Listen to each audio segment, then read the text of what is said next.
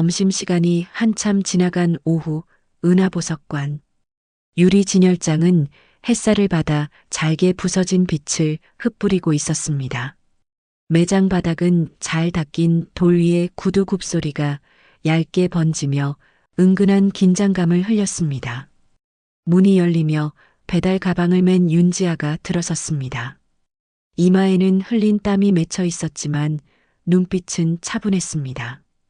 그녀의 걸음은 망설임이 없었고 마치 오래된 공간을 다시 찾은 듯한 느낌이 스쳤습니다. 윤지아는 카운터를 향해 말했습니다. 짜장면 2그릇, 탕수육 작은 거 배달 왔습니다. 박소연은 고개도 제대로 돌리지 않고 손가락으로 테이블을 가리켰습니다. 저쪽에 두고 가세요. 목소리에는 무심함과 귀찮음이 배어 있었습니다. 윤지아는 고개를 끄덕이며 발길을 돌리려 했습니다. 그러나 문득 발걸음을 멈추었습니다. 유리 진열장 속 작은 반지 하나가 그녀의 눈을 붙잡았습니다.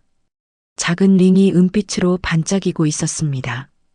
세 겹의 세공이 감싸 안은 보석은 마치 겨울 새벽 별빛처럼 고요하게 빛나고 있었습니다. 윤지아는 본능처럼 가까이 다가갔습니다. 유리 위에 자신의 얼굴과 반지가 겹쳐 보였습니다. 손끝이 허공에 머물다 유리에 살짝 닿았습니다. 그 순간 박소연의 목소리가 날카롭게 잘려 들어왔습니다. 거기 그렇게 바짝 들여다보면 뭐가 보여요? 유리에 얼룩이라도 남으면 닦는 건 제 일이에요. 윤지아의 손끝이 공중에서 멈췄습니다. 그녀는 숨을 고르며 조용히 말했습니다. 예쁘네요. 혹시 껴봐도 될까요? 박소연은 입술을 비죽 올리며 비웃었습니다. 껴본다고요? 아가씨가요? 이게 얼마짜린데요? 배달에서는 평생 못 사요. 그냥 눈으로만 보세요. 구경은 공짜니까. 같은 날 아침, 윤지아는 창문을 열었습니다. 차가운 바람이 방 안으로 흘러들어와 얇은 커튼이 크게 흔들렸습니다. 책상 위에는 아버지가 남긴 쪽지가 놓여 있었습니다. 이대로라면 내가 막을 수밖에 없다. 지아야, 내가 어떤 마음인지 안다. 하지만 세상은 내가 생각하는 것보다 훨씬 거칠다. 스스로 선택한 길이라면 그 대가도 내가 감당해야 한다. 윤지아는 종이를 오래 바라보다 조용히 접어 가방 속에 넣었습니다. 손끝이 작게 떨렸지만 눈빛은 곧 단단히 굳었습니다. 거실 소파에는 정장을 차려입은 오빠 윤도현이 앉아 있었습니다. 그는 날카로운 목소리로 말했습니다. 내가 원하는 게 뭐야? 뭐가 부족해서 그래? 지아야, 제발 이제 그만해. 배달 같은 거 하지 마. 아버지가 얼마나 걱정하는데? 윤지아는 머리카락을 고무줄로 묶으며 대답했습니다. 부족한 게 없으니까 문제야. 가진 게 많을수록 사람들의 진심이 안 보여. 누군가는 아부하고 누군가는 질투하지. 그래서 내가 이러는 거야. 윤도현은 손바닥으로 이마를 짚으며 말했습니다.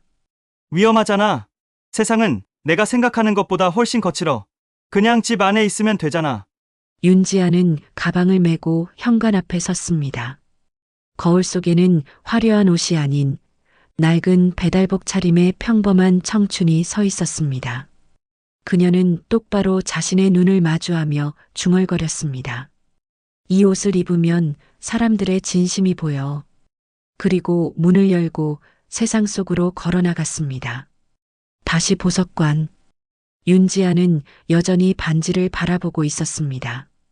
그녀의 눈빛은 흔들림이 없었고 목소리는 낮지만 단단히 울렸습니다. 정말 마음에 들어요. 제가 살게요. 포장해 주세요.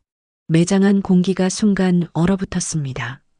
박소연은 잠시 눈을 깜빡이더니 곧 입술을 찢어지게 올리며 비웃음을 터뜨렸습니다. 뭐라고요? 산다고요? 배달부가? 아, 내가 지금 제대로 들은 거 맞죠? 이 반지가 얼마짜리인지 알고 하는 소리예요? 부점장 김상우가 고개를 끄덕이며 맞장구 쳤습니다. 아가씨, 이 반지가 1,200만 원입니다. 하루 종일 배달 뛰어봤자 몇만 원 남나요? 평생을 모아도 못 살 겁니다. 카드라도 있으세요? 윤지아는 가방을 열어 지갑을 꺼냈습니다. 여러 장의 카드를 꺼내 조용히 내밀며 말했습니다. 여기 있어요. 결제해 주세요. 김상우가 첫 번째 카드를 긁었습니다. 짧은 경고음이 울렸습니다.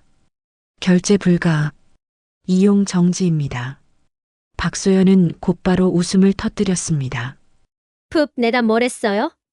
배달 알바가 1,000만 원짜리 반지를 사겠다고 카드부터 내밀다니. 신데렐라 흉내도 정도껏 내셔야죠. 윤지아는 말없이 두 번째 카드를 내밀었습니다. 그리고 세 번째 카드. 하지만 단말기는 차갑게 반복했습니다. 결제가 거절되었습니다. 매장 안이 순간 조용해졌습니다. 윤지아의 눈빛이 아주 잠깐 흔들렸습니다. 머릿속에 아침에 본 아버지의 글귀가 떠올랐습니다. 이대로라면 내가 막을 수밖에 없다. 스스로 선택한 길이라면 그 대가도 내가 감당해야 한다. 그제야 알았습니다. 아버지가 막겠다고 했던 것은 바로 이것. 카드, 돈, 모든 길을 끊어버린 것이었습니다. 윤지아는 천천히 눈을 감았다 뜨며 마음을 다잡았습니다. 아버지가 막을 수 있는 건 카드일지 몰라도 내 의지까지 막을 순 없어. 그러나 직원들의 조롱은 멈추지 않았습니다. 박소연은 고개를 젖히며 웃음을 이어갔습니다. 역시 다 막혔네. 정말 웃기다. 기름 냄새 나는 배달 가방 메고 와서 1,000만 원짜리 반지를 꿈꾼다고요? 아가씨, 꿈은 공짜지만 여긴 현실이에요. 그때 VIP 손님이 윤지아를 위아래로 훑어보며 느릿하게 말했다. 사람마다 어울리는 게 있죠. 1,000만 원 넘는 반지는 무겁습니다. 이런 아가씨 손에 올려두면 손가락이 부러질지도 모르겠네. 박소연은 두 손으로 박수를 치듯 웃으며 맞장구 쳤습니다. 사모님 말씀 정말 옳으세요. 반지는 품격 있는 분들 손에 있을 때 진짜 빛나는 거죠. 이런 분들이야말로 반지와 딱 어울리잖아요. 그러면서 박소연은 VIP의 손을 잡아 직접 반지를 끼워주며 연신아양을 떨었습니다. 보세요. 얼마나 잘 어울리세요. 아가씨 같은 분은 그림자도 못 밟을 자리예요. 김상우는 일부러 한숨을 길게 내쉬며 말했다. 이런 분 상대하느라 정작 중요한 손님을 소홀히 하면 곤란하죠. 아가씨, 정중히 부탁드립니다. 이제 나가주실래요? 박소연은 손바닥을 펴서 출구 쪽을 가리켰습니다. 정중하게 말씀드리는 겁니다. 문은 저쪽이에요. 배달은 배달만 하세요. 반지는 이런 사모님들 손에 있어야죠. VIP 손님은 반지를 들여다보다가 윤지아를 흘겨보며 속삭였습니다. 아무래도 이런 구경꾼이 있으면 보석값까지 떨어질 것 같네. 윤지아는 그 모든 시선과 말들을 담담히 받아냈습니다. 숨소리조차 흔들리지 않았지만 눈빛은 점점 더 차갑게 빛나고 있었습니다. 그때였습니다. 안쪽 사무실 문이 열리며 정미라 점장이 걸어 나왔습니다. 손에는 서류가 들려 있었지만 눈빛은 서류보다 더 단단했습니다. 여긴 무슨 소란입니까? 낮지만 날카로운 목소리가 매장을 가로질렀습니다. 김상우는 잽싸게 허리를 숙이며 말했습니다. 점장님, 별일 아닙니다. 그냥 이 배달부가 반지를 산다고 우겨서요. 가격도 모르고 덤비길래 저희가 정중히 내보내려던 참입니다. 박소연은 고개를 끄덕이며 거들었습니다. 네, 맞아요. 손님 선별도 저희 역할이잖아요. 1,000만 원 넘는 반지를 배달부가 만지겠다고 하니까 저희가 지켜야죠. 정미라는 그들의 말을 듣는 둥 마는 둥 곧장 윤지아를 향해 시선을 고정했습니다. 순간 눈빛이 흔들렸습니다. 익숙한 뒷모습, 또렷한 눈매, 그리고 그 얼굴에 남은 어린 시절 흉터 하나. 정미라의 입술이 떨렸습니다. 아가씨? 매장 공기가 무너졌습니다. 박소연의 웃음이 그대로 굳었고 김상우는 숨을 삼켰습니다. VIP 손님은 반지를 들고 있던 손을 서둘러 치워버렸습니다. 윤지아는 차분히 고개를 끄덕이며 말했습니다. 오랜만이에요, 점장님. 박소연은 얼굴이 창백해지며 더듬거렸습니다. 아, 아가씨라고요? 그럴 리가. 방금까지 배달하고. 정미라는 단호히 말을 끊었습니다. 여러분, 지금 무슨 짓을 한 건지 아십니까? 이분은 우리 윤 회장님의 따님이자 이 매장의 실제 오너세요. 순간 단말기가 바닥에 떨어지며 딸깍 소리가 울렸습니다. 김상우의 손에서 힘이 빠진 것이었습니다. 박소연은 다리에 힘이 풀려 주저앉다시피 했습니다. VIP 손님은 표정을 감추려 애쓰며 황급히 반지를 빼내어 진열대 위에 내려놓았습니다. 윤지아는 차갑게 주위를 둘러보며 짧게 말했습니다. 오늘 저는 이 매장에서 돈보다 더 무서운 걸 봤습니다. 사람을 보는 눈, 그리고 그 눈의 깃든 멸시. 윤지아의 말이 떨어지자 매장 안 공기는 무겁게 가라앉았습니다. 박소연은 얼굴이 하얗게 질린 채 비틀거리며 중얼거렸습니다. 저는 몰랐습니다. 배달 가방을 메고 계시길래 정말 몰라서 그랬어요. 저 손님을 보호하려고. 김상우도 잽싸게 끼어들며 손사래를 쳤습니다. 점장님, 저희가 일부러 그런 건 아닙니다. 그냥 매장의 질서를 지키려던 겁니다. 과했을지 몰라도 매출을 생각하다 보니. 정미라는 차갑게 잘라냈습니다. 매출, 손님을 모욕하면서 올린 매출이 대체 무슨 의미가 있습니까? VIP 손님마저 체면을 차리려는 듯 억지 웃음을 지었습니다. 아가씨, 방금 건 그냥 농담이었어요. 제가 원래 말투가 좀 거칠어서 기분 나쁘셨다면 죄송합니다. 윤지아의 눈빛이 번뜩였습니다. 농담이라고요? 제 손가락이 부러질 거라던 말이 농담입니까? 제 가방에서 나는 냄새가 보석을 더럽힌다는 말이 농담입니까? 박소연은 입술을 깨물며 무릎을 꿇을 듯 주저앉았습니다. 죄송합니다. 아가씨 아니 사모님. 제가 제일 싫어하는 사람이 있는데요. 돈도 없으면서 억지 부리는 사람. 그래서 더 날카로워졌던 겁니다. 저도 모르게 제 잘못입니다. 윤지아는 차갑게 고개를 저었다. 돈이 없는 게 잘못이 아닙니다. 잘못은 돈으로 사람의 가치를 재는 그 태도죠. 김상우는 간절하게 손을 내밀며 말했습니다. 아가씨, 한 번만 기회를 주십시오. 저도 배워보겠습니다. 앞으로는 달라지겠습니다. 제발 오늘은 조용히 넘어가 주십시오. 손님들 계시지 않습니까? 윤지아는 단호히 받아쳤습니다. 아니요. 오늘이야말로 바로잡아야 하는 날입니다. 사람을 지갑 두께로만 본다면 언젠가 스스로 무너질 겁니다. VIP 손님은 얼굴이 붉게 달아오르며 더듬거렸다. 아가씨, 제가 감히 그런 말을 한 건 제 뜻이 아니었습니다. 그냥 분위기에 휩쓸려서. 윤지아의 목소리는 차갑지만 흔들림이 없었습니다. 분위기에 휩쓸려 남을 낮추는 건 더 치졸한 일입니다. 그 어떤 반지도 그런 태도를 빛내줄 순 없어요.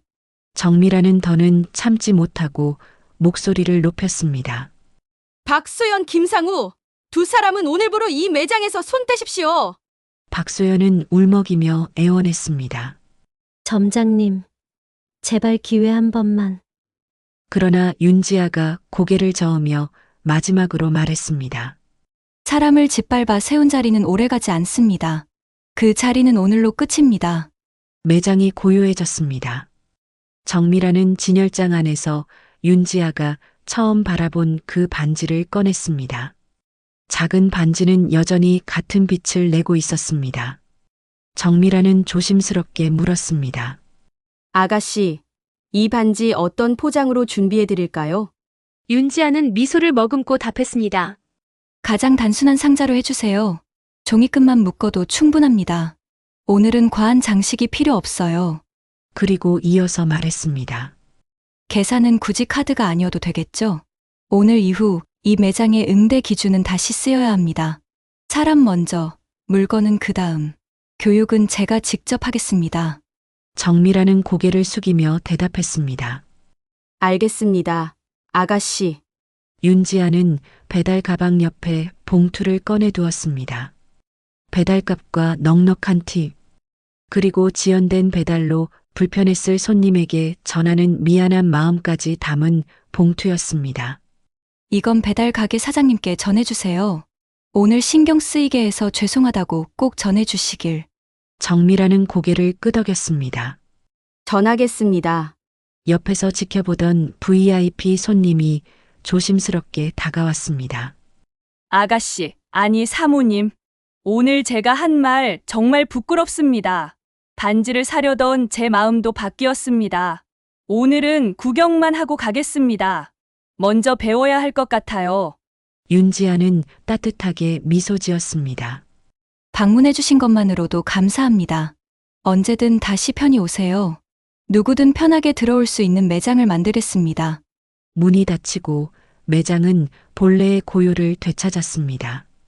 유리 진열장의 반짝임은 변함없었지만 그날 가장 빛난 것은 보석이 아니었습니다. 사람의 태도, 말, 그리고 선택이었습니다. 정미라는 곧장 직원들에게 공지문을 작성했습니다. 사람을 먼저 대한다. 직업과 외모로 손님을 판단하지 않는다. 말이 따뜻해야 손이 안전하다. 김상우는 스스로 유리 진열장을 닦았습니다.